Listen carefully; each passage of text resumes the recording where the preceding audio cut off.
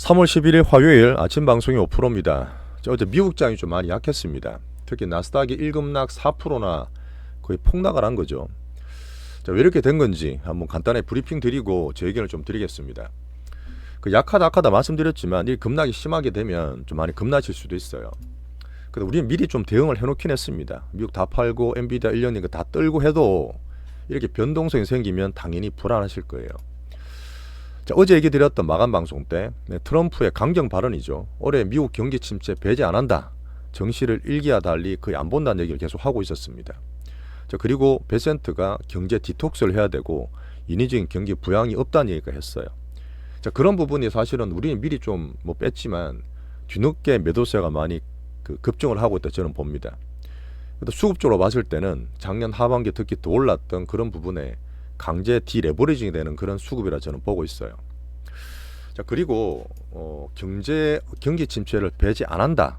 여기에 대해서 좀 이제 사람들이 공포를 많이 가지고 있는 것 같습니다. 뒤에 비교를 좀 해드릴 텐데, 자, 특히나 미국이 정말 강하게 다른 나라를 막 공격을 했잖아요. 근데 가장 두드려 맞던 캐나다 그 총리가 바뀝니다. 새 총리가 들어오는데 이 부분은 정말 경제통, 금융통이에요. 아예 서로 들어오자마자 트럼프에 대해서 강경 발언도 서슴지 않고 있습니다. 사실은 지금까지 계속 휘두르던 어떤 트럼프에 대한 강한 힘이 어제 얘기드렸던 반미와 이런 거와 달리 같이 트럼프에 대한 반격의 흐름들이 저는 또 새로운 양상을 좀 만들고 있다 봐요. 그런 면에서도 이 미국장에 영향을 좀 준다고 저는 판단합니다. 자, 근데 트럼프 얘기한 것처럼 정말 경기 침체가 올까요? 저는 많이 빠르고 돈이 급락을 왔다 갔다 하고 있는 정시에서 그런 공포를 또 만들고 있지만 결국은 추세적으로 그렇게 만들지 않는다고 봐요. 트럼프가 또 어떻게 또 변할 수도 있고. 자, 요거는 제가 구체적으로 작년 8월 5일 날 엔캐리 때문에 샵룰 때문에 놀랬던 이 블랙먼데이 수준과 비교를 해드릴 겁니다. 자, 지수가 나스닥 기준 17,500입니다. 근데 그때 블랙먼데이 8월 달은 16,000이었어요. 이때까지 간다는 말씀은 아니에요. 근데 종목별로 기업별로 보시면 이 수준까지 간 게 있을 겁니다. 자, 지금 나스닥은 여기서부터 추가적으로 더 떨어지고 출렁거릴 수 있어요. 여기서부터는 진짜 경기 침체로 가게 두느냐, 얼마나 트럼프가 강경적으로 하느냐 문제이기 때문에 변동성 구간에 진입할 겁니다. 자, 하나 말씀드릴게. 제가 지표로 얘기드렸던 이 테슬라예요. 테슬라 갖고 있는 분은 죄송하지만 어떻게 보면 작년에 정말 트럼프 덕에 많이 올랐던 버프 맡은 이 $500 거기에서 어제 기준으로 $212가 빠졌습니다. 아까 얘기드렸던 8월 달에 이 블랙먼데이 수준이 $200예요.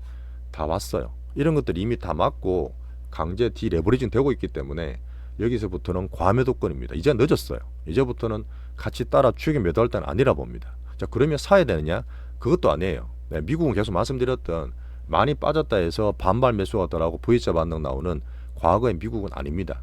사시는 건 아니에요. 추격 매도도 아니지만 그렇게 잡아주시고, 앞으로 경기 침체에 대해서 정시에 대해서 또 트럼프 좀 어떻게 변하는지 변동성을 또 견뎌야 됩니다.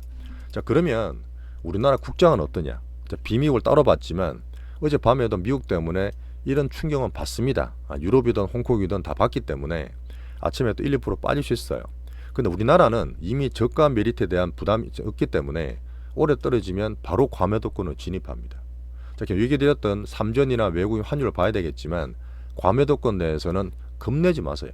겁내지 마시고 개인들 단기 변동 출렁거리더라도 다시 저가 밴드가 설정될 수 있다 봅니다. 트럼프 변동성은 좀 견디는 거죠. 자, 그리고 저희가 갖고 있던 빅수급 종목장 또 개인들 수급 단타 있겠지만 출렁거리다가 다시 기준 잡힐 수도 있어요.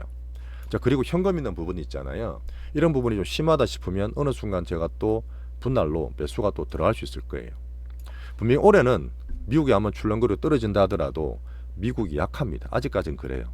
자, 비미국과 미국을 따로 보시고 국장 같은 쪽에서 기준 잡으시는 게 맞습니다. 훨씬 나아요.